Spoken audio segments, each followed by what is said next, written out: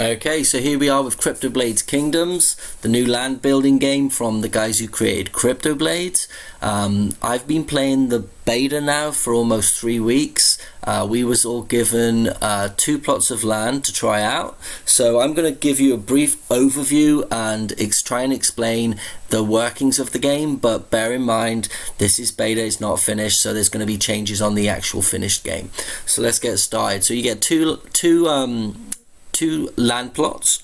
I'm going to show you both. So let's go with the one I've been active on the most. So that is this one.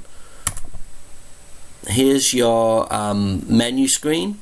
So on this menu screen you've got a few different options. This is to enter your village. You've also got mail. So let's have a quick look at the village first. So this is the village. Once you've built the wall, you'll see the village starting to come together. So here are the different upgrades that you can do. So at the moment I'm working on my smithy, going up to level 4. These are the buildings. You've got your town hall, as you can see mine's 10. You've got a headquarters, which is not in the game yet. Apparently this is where you can start to use your CryptoBlades NFTs, so your characters from the main game, you can bring them into Kingdoms, and they will have some sort of use case inside this game. So we've also got the barracks, stone mine, clay pit, forest camp, church, storehouse, smithy, rally point. So the rally point is, let's have a look. So you've got info on each section. So this is where obviously I can send and command troops. So say for example, if I know where I want to attack, I can put in the coordinates here and then I can click on the attack, or obviously if I'm sending it to one of my own bases that I've already attacked and taken over, I can send some support to them. These are obviously your troops here. So say for example here I've got 4,000 mercenaries I could send to any coordinate I want. So this is where the game becomes a bit more fun, especially if you know where people are. And by making this video, I'm pretty sure I've given my coordinates away already. So that's why I would wait until the end of the beta, because I don't want 101 people attacking me. And now I've said that, it's pretty obvious that's probably what's going to happen. But anyway, getting back to it, let's get back to where we was. So we were looking at the build and upgrade feature. So we got down to here. So also you've got your walls and you've got a trading post. So the trading post enables you to shop on a marketplace. Quite expensive in the beta, but it's a really good feature, because here's your resources up here. And obviously every time you upgrade something, for example to upgrade this, you're going to need 31,000 wood. See, right now I've only got 18, I think that is, so I need a lot more. So the only way I can do that, other than attacking other villages and waiting, would be to buy on the marketplace. So you've got the market here, click on the marketplace. This is where I could buy. So what was I looking for? I was looking for clay, right? So let's see if they've got any clay on the marketplace. So here it is, and here's where you can buy it, and here's your gold here. So you can actually use the king token, which is the token for CryptoBlades Kingdoms, and you can transfer that into gold. I think it's pretty much 1 for 1. So 1 king token is roughly 1 gold, and then you can buy. So for 27.5 here we've got 5,000 clay. People actually choose how much they want to put these up for. So say for example someone said, like, I want to sell the wood, I'm going to do it for 10, you know, and it's really down to you. Down here in the corner, this tells you what transport's coming. So when you buy it, it doesn't automatically just land. You have to wait for it to travel on the map to your base. So I'm going to show you a bit more about the map now. So let's go back into the village. Now, obviously these are all the places that we was just looking at. You've got, you know, the stone mine, and this is the farm, the clay pit. This is the forest area where you get your wood. Inside here, you've got the church. This took me a while to get. I think it was well over a week before I got the church. But you need the church to take over and colonize other plots of land. So we'll get into that in a minute. This is the barracks, so this is very similar to the rally point really, where this is where you're going to train your troops. So you've got a selection of troops, and there's a system where certain troops can take out other troops. It's a little bit like in CryptoBlades, where, say for example, fire will take out earth, whereas in this an archer, for example, can do more damage to a paladin, I think. I'm guessing, but yeah, each one has its own differences. So getting back to where I was, so yeah, so you've got the church. This is obviously that's the rally point. That's where you're going to send the troops from the barracks. You also have the stash. So when someone attacks your base, you don't want all of your stuff going missing. So you can keep. So this is my this is the requirements right now. But in fact, you really need to go high level on your stash if you want to keep your gear. Because right now, if someone was to attack me, the only thing I would have left in my stash would be 1,100. So look at all of that could go missing. There's an absolute ton that could go missing. So yeah, definitely recommend upgrading the stash. In fact, I'm going to do that now. So if I just press that button there, you'll see up in the top right hand corner it will say building under construction, and you can actually go into your, where is it? So over here now you'll see that I'm upgrading my smithy, and next I'm doing the hidden stash. So there's one. First off, smithy, that's going to take 6 hours, almost 7 hours. Next up will be the stash, which is going to be 7 hours. So they're both underway. You can only, at the moment, I believe you can only have two buildings upgrading at the same time. So there's the construction screen. You've got the smithies going up. Next is the hidden stash. At the moment, I believe there's only 2. Later on, who knows, you might be able to build an extra hammer or buy a hammer or whatever, so you can create 3. Right, also you've got the mail screen. So in here you can compose and send a message to another somewhere. You know, if you know the player's username, you can correspond in here. Also, it tells you everything that's been going on. So say for example, I've been attacking some guy.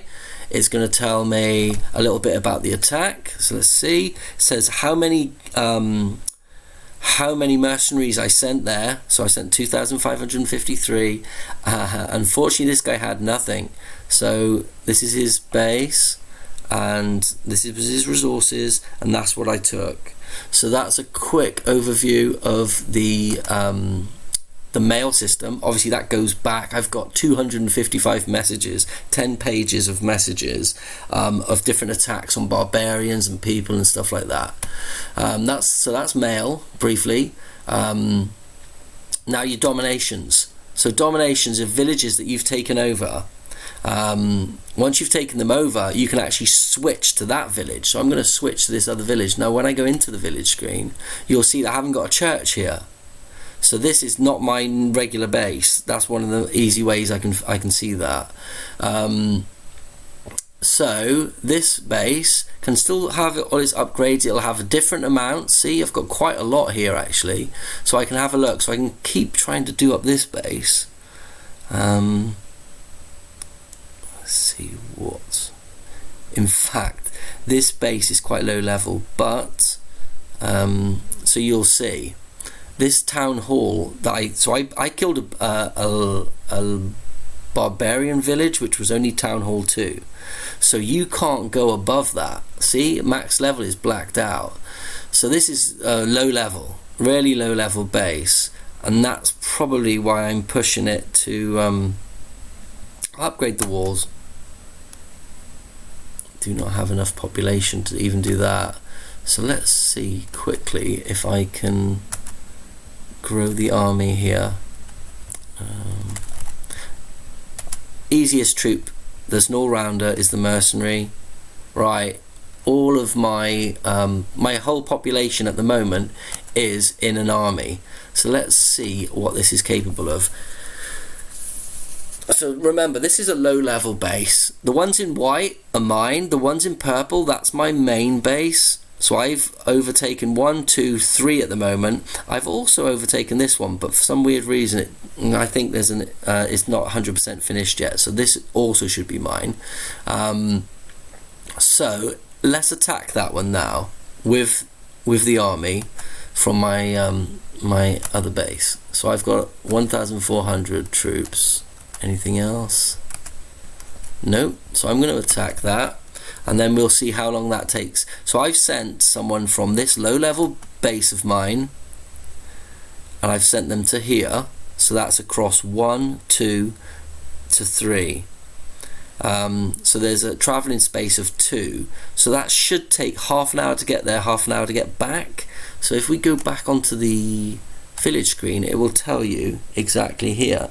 So yeah, I'm attacking this person on those coordinates, and the attack arrival is half an hour to get there.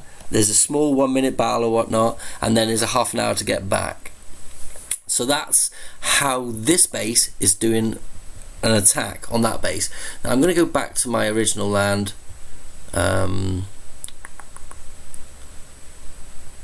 if I go back into dominations, I'm currently in this one, which is that small level 2, but I want to switch back to my main village, so the top one. Switching in now, so that's done. If I go back to my village, you'll see I've got my churches is my main village. Later on, yeah, who knows, there might be other you know, a graphic overlay to mask so you can tell bases apart easier. That's just, you know, cosmetics. But right now, like I say, we're getting into the functions. So you've got a guild down the bottom right here. You can see you've got guild with alongside the market. So let's have a quick look at the guild. So I am in the Englishism guild, and we have 48 members. So these are your members down here. You've got a few pages, and this is where you could learn the member's name and send them the private message, for example.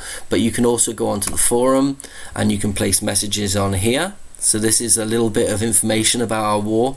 You can see here that Carly's base is in my sights. That's something that I've noted, and yeah, I was going to plan an attack, haven't done that yet, so we'll see how that goes. Also, what else have we got on here? So so yeah, if I go back to the village, so the main part of this game is upgrading your village so it's strong, you can take an attack, upgrading your army so it's strong and you can take people's resources and take over their lands. So the main objective of the game is where it all happens on the overview map. So if I was to go to the siege screen, so this is the main map, and as I showed you earlier, I've taken over a few bases and they're covered in white. So here they are. So my base is, sorry, I just clicked refresh. Oh, just quickly, that was my fault for refreshing. Okay, so my base is the purple base. The white ones I've already conquered. So the aim of the game is to try and get as many of these white spaces as possible. Now yesterday I did an attack on this base here. Oh no, it wasn't that one. Where did I attack? I attacked, I was trying, oh, it was actually this white one here, yeah. So this one here, this level 3, I took over this one yesterday, and in order to do that, you need to send an army. So you send your initial army, which will overpower them, and then you have to send in shortly after, before they have time to rebuild, you send in another army. It doesn't have to be as big, but you have to send in a missionary from the church. So let me quickly show you that. So there's the church. Click on the church. Here's your missionary. I don't have one currently, and I need some more stone. So this stone number, see it slowly going up there, 51, 52. So you need to train a missionary, and it's 10,000 of each. You only need one, and you can only have one at a time. You send him along with the second army, and that village is yours. As simple as that. So that's a little brief overview of the whole of this Kingdoms. I'm sure that there's going to be a lot more that comes with it, and it will expand into you know, with especially with the guild wars and stuff like that. And once you can start using your NFTs from the original CryptoBlades game, I'm sure it's going to be a hell of a lot of fun.